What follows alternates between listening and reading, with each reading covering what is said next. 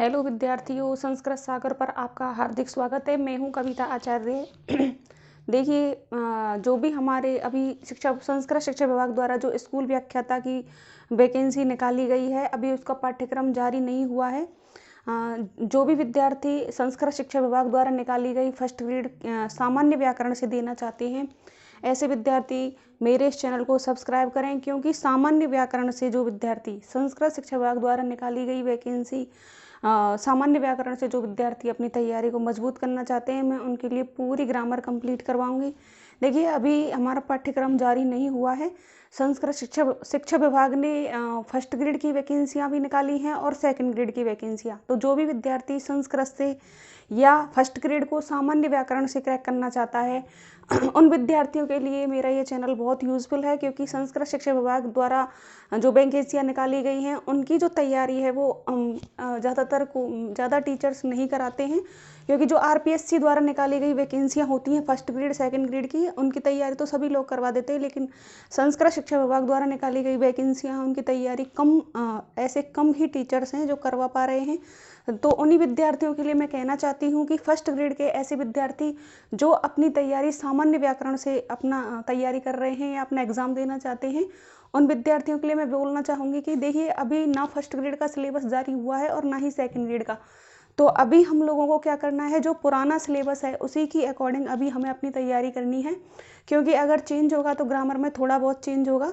तो देखिए, मैंने जो एक वीडियो अलग से डाली हुई है, जो पुराना आपका सिलेबस है उसके लिए मैंने आपको वीडियो अपलोड कर दी है। पुरानी पिछली वीडियो है वो, पिछले ईयर का जो सिलेबस है पुरानी भर्ती का, तो वो वाली तो आप उस वीडियो को आप देख लीजिएगा कि उसमें सिलेबस में क्या क्या था, सामान्य व्याकरण में पिछली बार में क्या क्या आया था। तो अभी हम उसी की अकॉर्डिंग अपनी ग्रामर करेंगे, लेकिन जब हमारा पाठ्यक्रम जारी होगा, अगर उसमें कुछ चेंज होंगे तो मैं आपको वो क्लिक करवा दूंगी।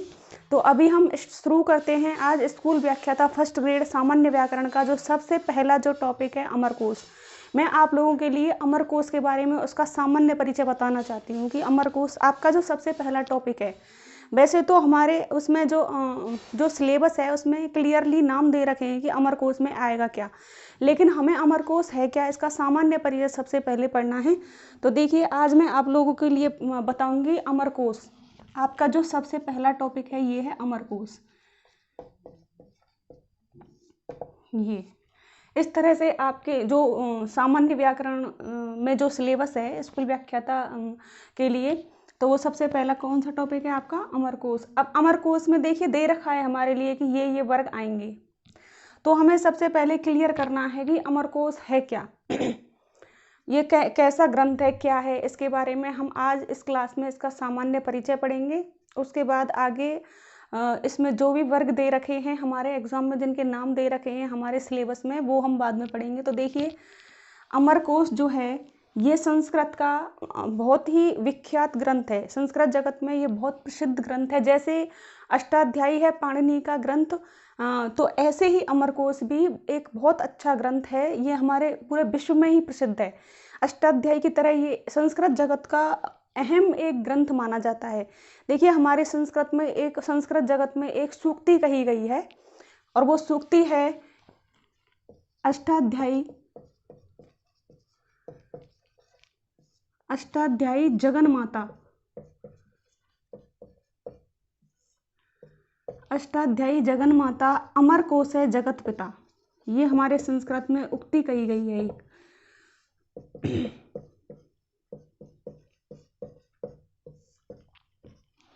यानी कि इस उक्ति का भावार्थ क्या है, इस उक्ति का भावार्थ ये है कि ये जो अष्टाध्यायी है, जो पाणिनि जो हमारे वैयाकरण हुए हैं, तो उनका बहुत प्रसिद्ध ग्रंथ है। हमारी जो व्याकरण है उसका जो मेन ग्रंथ है वो कौन सा है, अष्टाध्यायी। यानी हमारे व्याकरण की जो रचना की गई है वो कौन से ग्रंथ में की गई है, अष्टाध्यायी।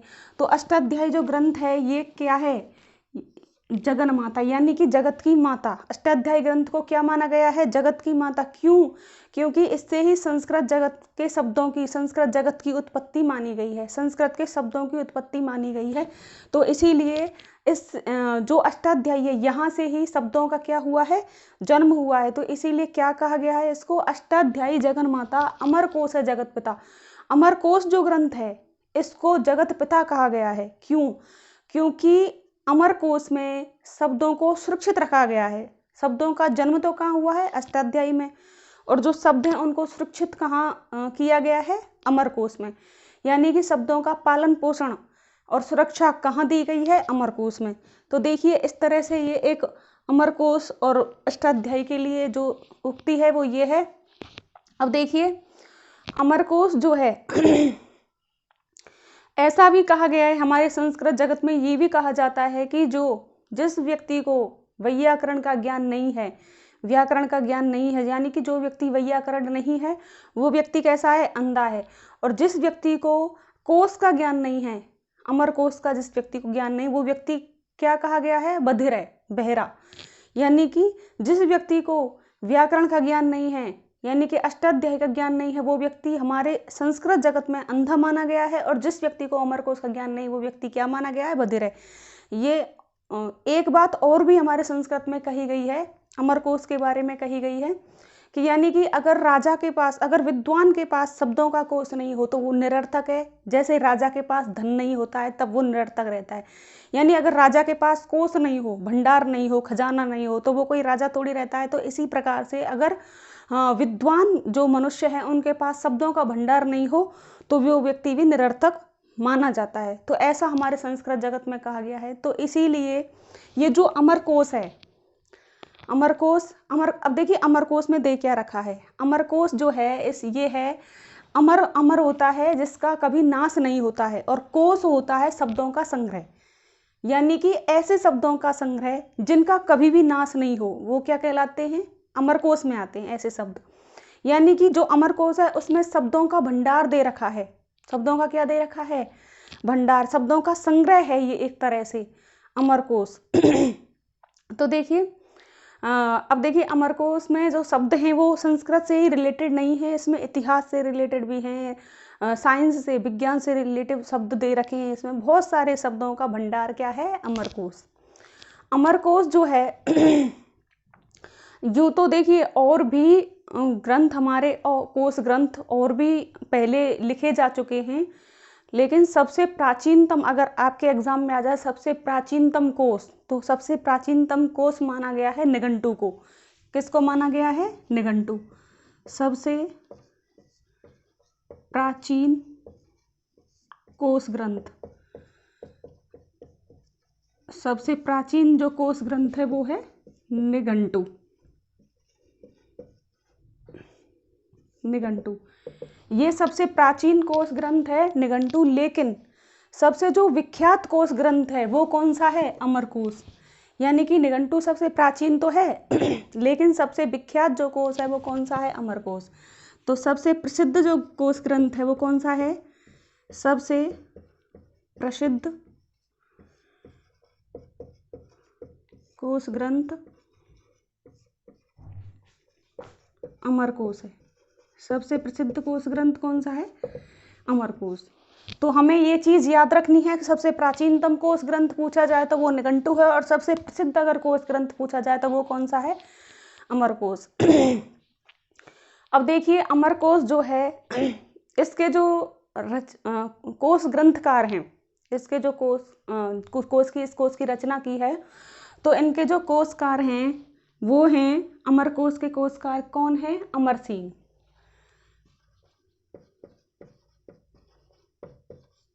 कोशकार अमर सिंह। अगर हमारे एग्जाम में आए, अगर क्वेश्चन पूछा जाए कि अमरकोश के जो कोशकार कौन है, तो हमें क्या जवाब देना है? अमर सिंह इसके कोशकार। अब देखिए इनका स्थिति काल है, यानी कि ये इनका जो यानी कि ये कब जन्म लिया था इन्होंने, ये कौन से समय के हैं। तो अगर इनका स्थिति काल पूछा जाए तो इनका स्थिति काल अनुमानित है, यानी कि किसी विद्वानों ने सिर्फ अनुमान लगाए हैं, लेकिन फिर भी यानी कि ईसा से 4वीं और 5वीं शताब्दी हम इसको याद रख सकते हैं। ईसा से पूर्व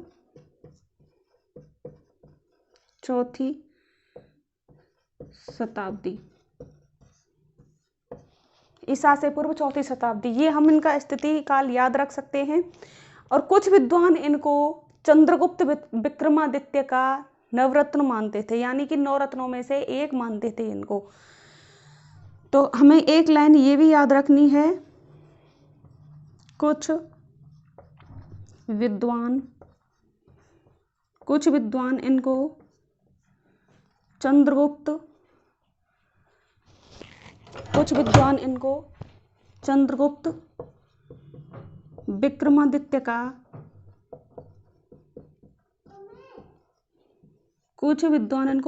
विक्रमादित्य का नवरत्न मानते हैं।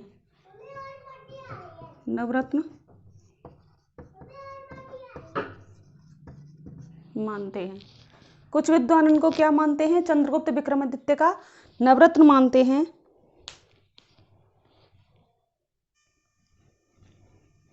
कुछ विद्वान इनको चंद्रगुप्त विक्रमादित्य का क्या मानते हैं? नवरत्न। यानी कि इनकी स्थिति जो काल है उसके बारे में कुछ भी अनुमान नहीं लगाया जा सकता है कि ये अमर सिंह कब हुए थे। तो इस तरह से इनका जन्म या इनका जो स्थान है ये कहाँ, कुछ विद्वान इन्होंने शरावती नदी, यानी अपने जो श्लोक हैं उसमें क्या है, इन्होंने उन श्लोकों में शरावती नदी का या साबरमती नदी को कहते हैं साबरमती नदी, तो उसका वर्णन किया है। तो कुछ विद्वान इनको गुजरात का मानने लग गए और कुछ विद्वानों ने इनका चंद्रगुप्त विक्रमादित्य से इनका जोड़ दिया। तो इस तरह से इनका स्थिति काल है वो हम अनुमान नहीं लगा सकते हैं। तो हमें सिर्फ इनकी जो मेन जो इनकी बातें हैं वो हमें ये याद रखनी है कि अमरकोश जो है इस ग्रंथ की रचना किसने की थी? अमर सिंह ने। अब देखिए इसमें हमें ये याद रखना है, सबसे प्राचीन जो कोश ग्रंथ है वो निघंटु है और सबसे प्रसिद्ध कोश ग्रंथ है वो अमरकोश है। अब देखिए ये जो अमरकोश जो रचना है इसके और भी नाम हैं, इस रचना के और भी नाम है। देखिए कौन कौन से नाम हैं इसके। अमरकोश के 3 अन्य नाम भी हैं। इसको नाम लिंगानुशासन भी कहते हैं। क्या कहते हैं? नाम लिंगानुशासनम। दूसरा इसको त्रिकांड भी कहते हैं। क्या कहते हैं? त्रिकांड। और तीसरा नाम इसका आपको पता है, इसका नाम अमरकोश है। यानी कि ये इसके 3 नाम हैं। अब देखिए नाम लिंगानुशासनम क्यों कहते हैं? इस ग्रंथ का नाम लिंगानुशासनम ही था पहले, लेकिन अमरकोश अमर सिंह की रचना के कारण इसका नाम क्या पड़ गया? अमरकोश है। यानी अमर सिंह ने इसकी रचना की थी, इस कारण से इसका नाम अमरकोश है पड़ गया। पहले इसका नाम लिंगानुशासनम रखा था उन्होंने इसका नाम लिंगानुशासनम रखा था, लेकिन बाद में हम लोगों ने क्या किया, अमर सिंह ने इसकी रचना की थी इसलिए इसका नाम अमरकोश है कर दिया विद्वानों ने। तो देखिए नाम लिंगानुशासनम क्यों कहा गया है इस ग्रंथ को? क्योंकि इसमें जो नाम दे रखे हैं, क्या दे रखे हैं? जो नाम दे रखे हैं उनको लिंगों के अनुसार अनुशासित किया गया है या दिखाया गया है। यानी कि जितने भी इसमें नाम हैं इस ग्रंथ में क्या है? कोश है, ये एक तरह से शब्दकोश, यूं कहें हम कि ये क्या है? एक शब्दकोश है। तो इसमें जितने भी शब्द हैं उन शब्दों को लिंगों के अनुसार अनुशासित किया गया है कि ये शब्द स्त्रीलिंग के हैं, ये शब्द पुल्लिंग के हैं, ये शब्द नपुंसक लिंग के हैं, इस तरह से। तो एक तरह से ये एक बहुत सर्वोत्कृष्ट एक बात है कि इस तरह से किसी भी ग्रंथ में नहीं है और इसी ग्रंथ में है कि उन शब्दों को इस तरह से विभाजित किया गया है, इस तरह से व्यवस्थित किया गया है कि वो लिंगों के अनुसार व्यवस्थित रखे गए हैं। तो इसीलिए इस ग्रंथ को नाम लिंगानुशासनम कहा गया है, क्योंकि इसके जो प्रत्येक नाम है उनको लिंगों के अनुसार दिखाया गया है या दर्शाया गया है। अब देखिए त्रिकांड क्यों कहा गया है? क्योंकि इस ग्रंथ में 3 कांड हैं। कितने कांड हैं? 3 कांड हैं और प्रत्येक कांड में 10-10 वर्ग हैं। कितने वर्ग हैं? 10-10 वर्ग। प्रथम कांड में 10 वर्ग हैं, द्वितीय कांड में 10 वर्ग हैं और तृतीय कांड में 5 वर्ग हैं। इस प्रकार टोटल इसमें कितने वर्ग हैं? 25 वर्ग हैं। उसके बाद अमरकोश नाम इसीलिए कहा गया है क्योंकि अमर सिंह ने इस ग्रंथ की रचना की थी। अब देखिए त्रिकांडे के बारे में मैंने आपको बताया था, क्योंकि त्रिकांड क्यों कहा गया है इस ग्रंथ को? क्योंकि इस ग्रंथ में हमें ये लाइन याद रखनी है, इस ग्रंथ में 3 कांड हैं। इस ग्रंथ में कितने कांड हैं? 3 कांड हैं। प्रथम कांड में 10 वर्ग हैं। कितने वर्ग हैं? 10 वर्ग हैं। द्वितीय कांड में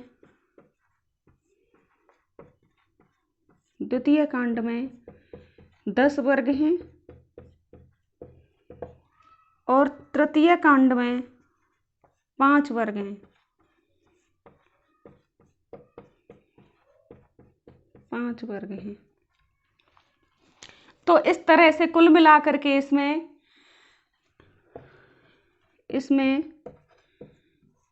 3 कांड, 25 वर्ग और 1500 अनुष्टुप श्लोक हैं। अनुष्टुप श्लोक हैं, यानी कि अनुष्टुप छंद में लिखे गए श्लोक। अनुष्टुप छंद 1500 श्लोक हैं जिनमें से अनुष्टुप छंद में लिखे गए हैं। यानी ये जो ग्रंथ हैं ये क्या है? आर्या छंद में और अनुष्टुप छंद में ही लिखे गए हैं। किसमें? कौन कौन से 2 छंद याद रखने हैं? आर्या और अनुष्टुप।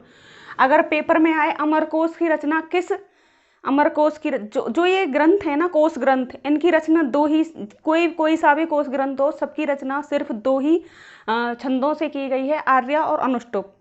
और ये श्लोकों के माध्यम से लिखे गए हैं। श्लोक है इसमें।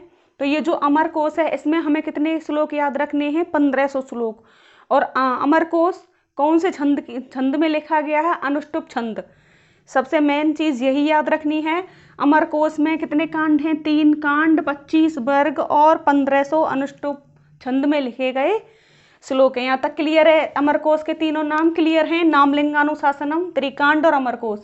नामलिंगानुशासनम इसीलिए कहा गया है क्योंकि इसमें सारे नाम लिंगों के अनुसार अनुशासित किए गए हैं। त्रिकांड इसलिए क्योंकि इसमें 3 कांड हैं। और अमरकोश है क्योंकि इसकी रचना अमर सिंह के द्वारा की गई है। अब देखिए, जो ये प्रथम कांड है इसमें जो 10 वर्ग हैं वो हमें याद नहीं रखने हैं कि कौन कौन से 10 वर्ग हैं। द्वितीय कांड में 10 वर्ग कौन कौन से हैं? हमें इन 25 वर्गों के नाम याद नहीं रखने, क्योंकि हमारे एग्जाम में तो 5 वर्ग दे रखे हैं। उन 5 वर्ग में से ही क्वेश्चन आएगा, क्योंकि जो लास्ट पिछले पेपर मैंने उठा करके देखे हैं उनमें से सिर्फ उन जो 5 जो दे रखे हैं वर्ग, उन्हीं में से क्वेश्चन आए हैं। तो हमें भी ज़्यादातर आपको थोड़ी बहुत ये नॉलेज होनी चाहिए बेसिक, वरना जो क्वेश्चन जो बने हैं अभी तक वो सिर्फ किस में ही बने हैं? वो जो 5 दे रखे हैं। तो हमारे जो सिलेबस में जो दे रखे हैं वो द्वितीय कांड में से दे रखे हैं। द्वितीय कांड में 10 वर्ग हैं, तो इसके 5 वर्ग द्वितीय कांड के हमारे सिलेबस में दे रखे हैं। तो इसके जो हमारे सिलेबस में दे रखे हैं वो 5 हैं। सबसे पहला है भूमि वर्ग। ये द्वितीय कांड के हैं। ये द्वितीय कांड के वर्ग हैं 5, ये हमारे एग्जाम में हैं। तो भूमि वर्ग है, दूसरा पुर वर्ग है, शैल वर्ग है,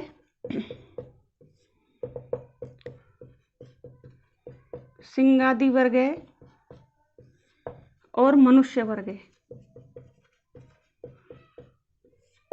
ये 5 हैं और ये 5 हमारे सिलेबस में दे रखे हैं, तो हमें इन्हीं में से पढ़ना है। बाकी के 25 कौन कौन से हैं उनके नाम याद रखने की हमें कोई आवश्यकता नहीं है, क्योंकि वो ऐसा पेपर में कुछ नहीं आएगा कि ये वर्ग हैं या नहीं है। तो हमारे स्पष्टली नेम डाल रखे हैं, उसमें आगे लिखा हुआ अमरकोश के सामने भूमि वर्ग, पुर वर्ग, शैल वर्ग, सिंगादि वर्ग, मनुष्य वर्ग। तो हमें इन्हीं में से क्वेश्चन याद रखने हैं। बाकी का ये तो बेसिक नॉलेज है कि हमें ये याद होने चाहिए। बाय द वे, अगर ऐसा क्वेश्चन आता है कि कितने कांड हैं या कितने वर्ग हैं या अमरकोश कौन से छंद में लिखी गई रचना है या इसमें कितने श्लोक हैं, तो वो सारी चीज़ें हमें थोड़ी बहुत याद रहनी चाहिए। उसके बाद है, अब देखिए यहाँ तक ये क्लियर है आपका अमरकोश के बारे में।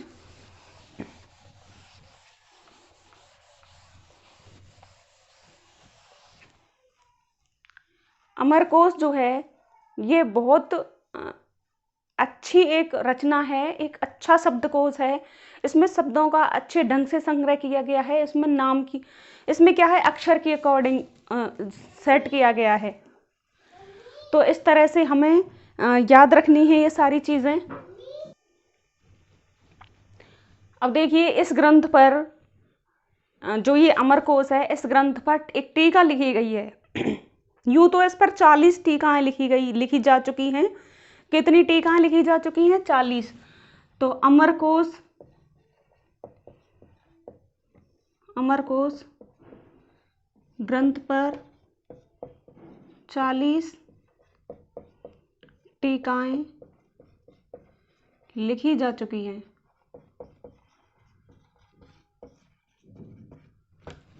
अब देखिए, जितनी किसी ग्रंथ पर अगर ज़्यादा टीकाएं लिखी जा चुकी हों तो उसकी महत्ता तो ऐसे ही बढ़ जाती है, क्योंकि उस पर 40 टीकाएं लिखी जा चुकी हैं। तो इसीलिए इस ग्रंथ की महत्ता अत्यधिक बढ़ गई है, अच्छा ग्रंथ माना गया है इसको। इसमें से जो सबसे प्रसिद्ध टीका है वो है रामाश्रमी टीका। इस ग्रंथ की सबसे प्रसिद्ध टीका कौन सी है? रामाश्रमी टीका। हमें नाम याद रखना है, एग्जाम में आने वाले क्वेश्चन हैं ये। तो इस ग्रंथ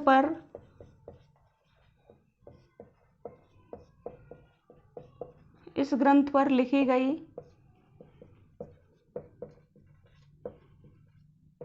प्रसिद्ध टीका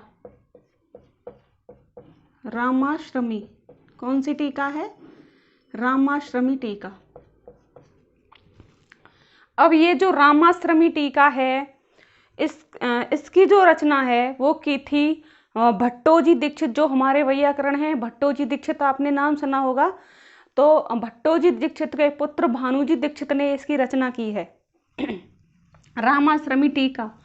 इस टीका की रचना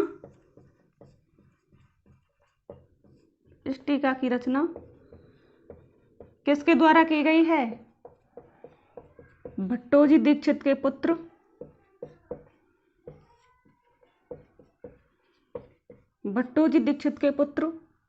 भानुजी दीक्षित के द्वारा।